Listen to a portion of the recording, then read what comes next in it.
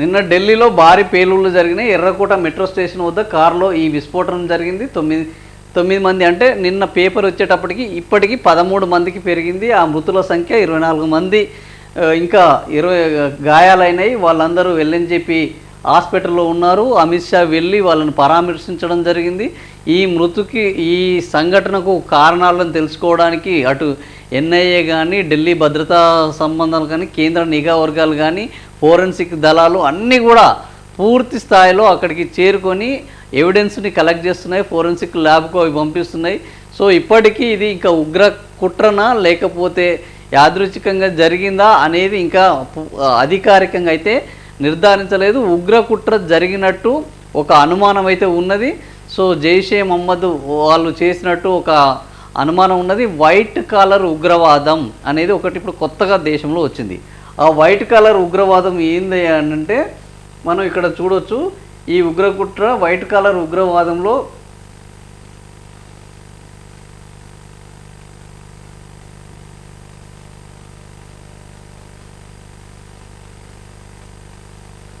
White colour ఉగ్రవాదం, ఇది white colour ఉగ్రవాదం అంటే డాక్టర్లు ఇప్పుడు ఉగ్రవాదులుగా తయారవుతున్నారు. సో వాళ్ళు వేసుకునే ఆఫ్రాన్ అనేది కంప్లీట్గా వైట్ కలర్ ఉంటుంది. సో ఆ వైట్ కలర్ ఉగ్రవాదము నిన్న జరిగిన దాంట్లో 8 మంది డాక్టర్లు అరెస్ట్ కావడం, ఇది ఇప్పటికీ దేశంలో ఇది ఒక కొత్త రకమైన ఉగ్రవాదం. ఇప్పటి వరకు చదువుకొని వాళ్ళు, నిరుద్యోగులు, వాళ్ళని ఆకట్టుకొని వాళ్ళకు ద్వేషం మీద విద్వేషాన్ని పెంచి వాళ్ళను ఉగ్రవాద శిక్షణకు పంపించి వాళ్ళను ఆత్మాహుతి దళాలుగా ఉపయోగిస్తున్న ఉగ్రవాద సంస్థలు ఇప్పుడు కొత్త పంతాను ఎంచుకున్నాయి. అందులో డాక్టర్లను ఉగ్రవాదులుగా ఎంచుకోవడము, డాక్టర్లు కూడా ఈ ఉగ్రవాదులుగా తయారు కావడం అనేది ఒక విచిత్రకరమైన సంఘటన. ఇది కొంత విభ్రాంతి కూడా కల్పించేది. సో ఇక్కడ 8 మంది డాక్టర్లను నిన్న కాశ్మీరు, హర్యానాలో భారీ ఆపరేషన్ 2900 కిలోల పేలుడు పదార్థాలను వీళ్ళు స్వాధీనం చేసుకోవడం జరిగింది. సో విదేశీ ఉగ్ర గ్రూపులతో వీళ్ళందరూ కూడా జతకట్టారు. మన దగ్గర కూడా హైదరాబాద్లో కూడా ఒక డాక్టరు ఏం చేస్తున్నాడు, గంజాయి డ్రగ్స్ను అమ్ముతున్నాడు. సో ఈ రకంగా ఈరోజు డాక్టర్లు పెడదారులు పట్టడము, డాక్టర్లు వివిధ మాదక ద్రవ్యాల కేసుల్లో ఇరుక్కోవడము, డాక్టర్లు ఉగ్రవాదులుగా మారడము, ఉగ్రవాదులతోటి చేతులు కలపడము, ఉగ్ర కుట్రలో భాగస్వామ్యం కావడము, ఇప్పుడు ఇది కొంత దిగ్భ్రాంతికరమైన సంఘటన. ఎందుకంటే డాక్టర్లు అంటే దేవుడి తర్వాత దేవుడిగా మనము మొక్కే ఒక గొప్ప వృత్తిలో ఉన్న వ్యక్తులు ఎవరయ్యా అంటే డాక్టర్లు.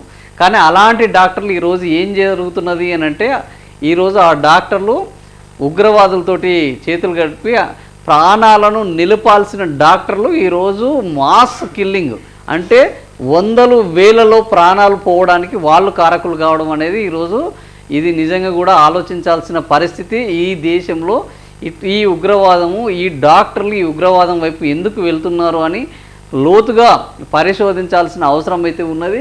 వీళ్ళని చూస్తే 2 వేర్వేరు సంఘటనలు, ఉగ్రవాద కార్యకలాపాలతో సంబంధం ఉన్న 4 డాక్టర్లతో పాటు వారి సహచరులు మరికొందరిని పోలీసులు అరెస్ట్ చేశారు.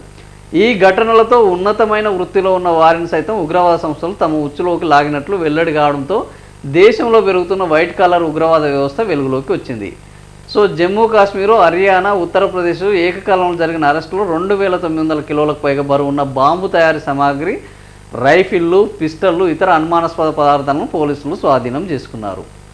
సో ఈ అధికారులు ఇప్పటి వరకు ఇది ఏంది అయితే వీరందరికీ మధ్య ఎటువంటి సంబంధం అంటే వీళ్ళు ఇంటర్ కనెక్టెడా లేదా డిస్కనెక్టెడా, ఎవరికి వాళ్ళు చేస్తున్నారా అనే సంబంధాలను ఇప్పటి వరకు అయితే ఇంకా ఎస్టాబ్లిష్ కాలేదు.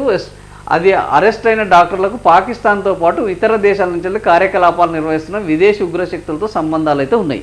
సో వీళ్ళు ఒకరికొకరు కలుసుకున్నా లేకపోయినా వీళ్ళందరికీ మాత్రం విదేశాల్లోని ఉగ్రవాద సంస్థలతోటి సంబంధాలు అయితే ఉన్నట్లు ఇప్పటికే దర్యాప్తులో బయటకు వచ్చేసింది. ఐసిస్, జైషే మహమ్మద్, అన్సార్ గజ్వత్ ఉల్ హింద్ కూడా ఈ డాక్టర్ల వెనుక ఉన్నట్లు తెలుస్తుంది. కాశ్మీర్కి చెందిన డాక్టర్ ముజమ్మిల్ గనీని ఫరీదాబాద్లో అరెస్ట్ చేయగా లక్నో డాక్టర్ షహీన్ని కస్టోడియల్ ఇంట్రాగేషన్ కోసం విమానంలో శ్రీనగర్కు తీసుకొచ్చారు. సో అతడి కారులో AK-47 రైఫిల్ దొరికింది. స్వాధీనం చేసుకున్న 2900 కిలోల పేలుడు పదార్థంలో ammonia nitrate, potassium nitrate, sulphur ఉన్నట్లు అధికారులు చెప్పారు. ప్రస్తుతం ఢిల్లీలో ఎర్రకోట వద్ద దగ్గర జరిగిన పేలుల్లో అమ్మోనియం నైట్రేట్ ఉన్నట్టు ఇప్పటి వరకు లేటెస్ట్ ఇన్ఫర్మేషన్ వరకు ఏంటంటే అది దర్యాప్తు సంస్థలు ఈ అమ్మోనియం నైట్రేట్ పేలుడు వలన ఇంత పెద్ద దాదాపుగా అక్కడ ఉన్న ఒక 7-8 కార్లు మొత్తము ధ్వంసమయ్యి అవి కూడా కాలిపోయినాయి. భూమి కూడా కంపించింది. పక్కనే ఉన్న ఒక దేవాలయంలో ఉన్న భక్తులు ఆ భూమి కనిపించడంతో ఇక్కడ జరిగిన పేలుడికి వాళ్ళు బయటికి ఉరుకులు పరుగులు పెట్టడం జరిగింది. సో ఇంతటి పెద్ద అంటే భారీ స్థాయిలో ఒక సిఎన్జి, యాక్చువల్గా అది i20 కారు ఈ ఎర్రకోట వద్ద పేలితే అందులో అది CNG petrol car. CNG car పేలితే ఇంత పెద్ద శబ్దము రాదు, ఇంత భారీ ఎత్తున విధ్వంసం జరగదు అనేది ప్రస్తుతానికైతే ఒక ప్రాథమిక నిర్ధారణకు వచ్చారు. మొదట ఇది సిఎన్జి పేలింది, పక్కన ఉన్న పెట్రోలు మిగతా కార్లు కూడా మ్యాక్సిమం సిఎన్జి కార్లు కావడం ఇక్కడ ఒక విశేషము. సో ఇవన్నీ సిఎన్జి కార్లు కావడము, అవన్నీ పేలడము, ఆ పక్కనే ఇది పేలడంతో ఇది యాక్సిడెంటల్గా జరిగినట్టు వాళ్ళు చిత్రీకరించిన దీని వెనుక ఉగ్రవాద సంస్థలు ఉన్నాయి అనే అనుమానం. ఎందుకంటే ఆల్రెడీ డాక్టర్లు 9 మంది డాక్టర్లు ఈ ఉగ్రవాద సంస్థలతో లింకులు ఉన్న వాళ్ళు దొరికారు. నిన్న కూడా మనం మాట్లాడుకోవడం జరిగింది. హైదరాబాద్లో కూడా ఉగ్ర కుట్ర భగ్నం చేయడం జరిగింది. గుజరాత్కు సంబంధించిన యాంటీ టెర్రరిస్ట్ స్క్వాడ్ పోలీసులు హైదరాబాద్కు వచ్చి ఈ ఉగ్రవాదులను పట్టుకోవడం జరిగింది.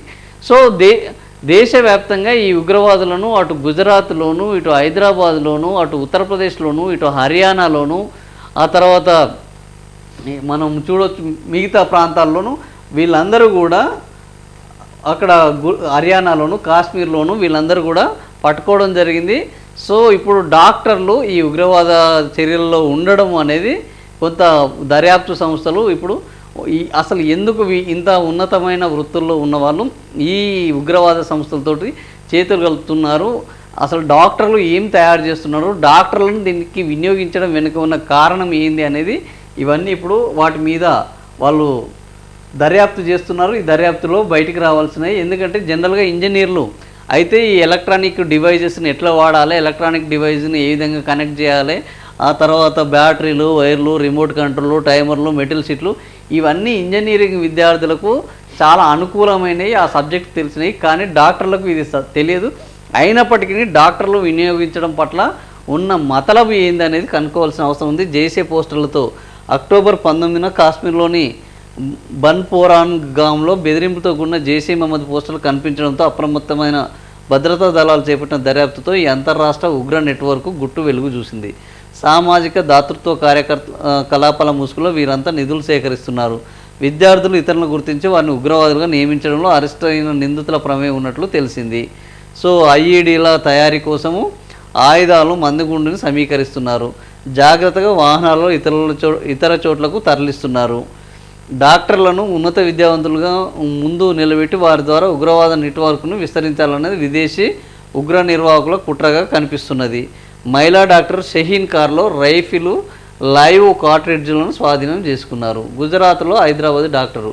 సో భారతదేశంలో ఎక్కడ ఉగ్రవాద సంఘటన జరిగినా దాని డొంక ఎక్కడ ఒక దగ్గర దానికి ఒక మెలిక, దానికి ఒక లింకు హైదరాబాద్ నుంచి రావడం అనేది సర్వసాధారణమైంది. ఇందులో కూడా డాక్టర్ అహ్మద్ మొయియుద్దీన్ సయ్యద్ అరెస్టు భద్రతా దళాల్లో ప్రకంపనలు సృష్టించింది. ఇతన్ని భద్రతా దళాలు నవంబర్ 7న అహ్మదాబాద్లో అరెస్ట్ చేశాయి. ఆముదం గింజల నుంచి రిసిన్ అనే విషపూరిత పదార్థాన్ని తయారు చేస్తున్న సయ్యద్ ఢిల్లీలోని ఆజాద్పూర్ మండి, అహ్మదాబాద్లోని పండ్ల మార్కెట్, లక్నోలోని ఆర్ఎస్ఎస్ కార్యాలయాన్ని రెక్కీ చేసినట్లు దర్యాప్తులో వెల్లడైంది. 2 గ్లాక్ పిస్టళ్ళు, ఒక బెరెట్టా, 30 లైవ్ కార్జిడ్లు, 4 లీటర్ల ఆముదం నూనె అతని ఇంట్లో లభించాయి. కొరాసిన్ ప్రావిన్స్కు చెందిన అబూ ఖాదిమ్ అనే ఐసిస్ ఉగ్రవాదితో సయ్యద్కు సంబంధాలు ఉన్నట్లు. అయితే హర్యానా, జమ్మూ కాశ్మీర్తో పాటు పోలీసు చేసిన అరెస్టులకు సయ్యద్ అరెస్టు ఏమైనా సంబంధం ఉన్నదా లేదా అనేది తెలుస్తున్నది. సో ఈ రకంగా భారతదేశంలో ఎక్కడ ఉగ్రదాడులు జరిగినా కూడా హైదరాబాద్కు లింకు ఉండడం, హైదరాబాద్లో అరెస్టులు జరగడం అనేది ఒక సర్వసాధారణం అయిపోయింది.